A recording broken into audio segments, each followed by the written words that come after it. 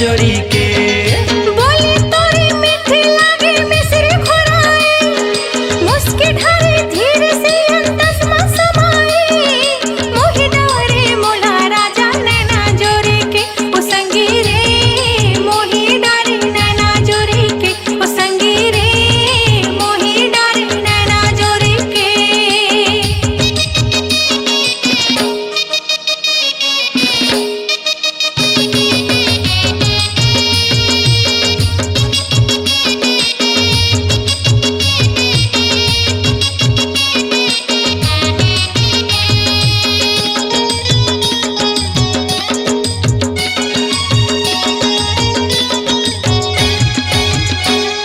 मोर गाँव माँ बेरानी कर मन चाहूँ, धिक धिन्ना मंदर बजाहूँ। हाँ तन बांधे मन बांधे जिंदगी बंधागे, तोर माया के पीरा मोर मन में समागे। ओ संगी रे मोहि डारे नैना जोरी के, ओ संगी रे मोहि डारे नैना जोरी के।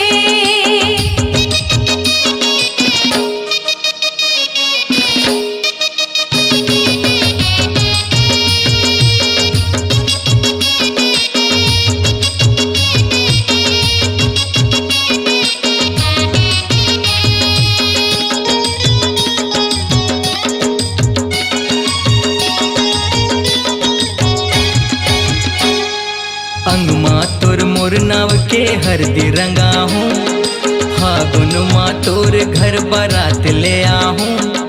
गुड़ धुम धुम बाजा बाजे रे, हाथ की चूड़ी पाँव के पैरे नाम तोर भोले। ओ संगी रे मोहि डारे नैना जोरी के, ओ संगी रे मोहि डारे नैना जोरी के। किलिप खोचे खोपा बांधे फुंदरा लगाए, झुल झुल के रंग ना गोरी मन ला मोहाए। मोहि डारे मोला जोही नैना जोरी के, गुइया रे मोहि डारे नैना जोरी के, गुइया रे मोहि डारे नैना जोरी के।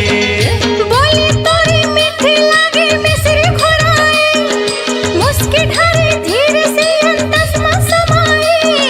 मोहि डारे मोला राजा नैना जोरी के, ओ संगी रे मोहि डारे नैना जोरी के, ओ संगी रे मोहि डारे नैना जोरी के। गुइया रे मोहि डारे नैना जोरी के, गुइया रे मोहि डारे नैना जोरी के।